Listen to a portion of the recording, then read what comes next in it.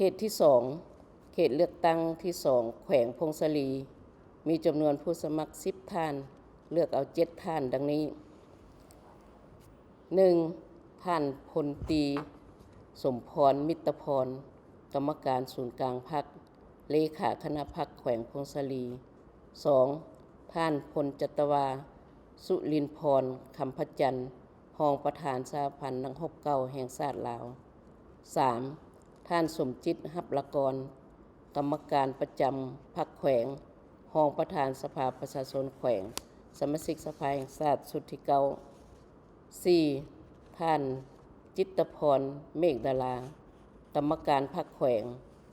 หัวหน้าแผนกเทคโนโลยีและการสื่อสารแขวง 5. ท่านกรกันต์ พรหมวงศ์ สมาชิกสภาแห่งชาติประจำการกรรมาธิการวัฒนธรรมสังคม สภาแห่งชาติสมาชิกสภาแห่งชาติชุดที่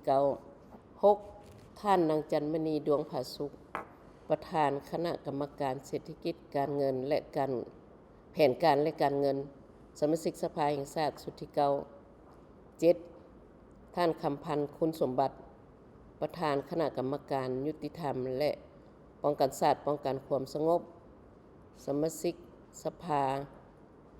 แขวงชุดที่4 8. ท่านอิก เพ็งสมุทร ประธานศาลประชาชนแขวง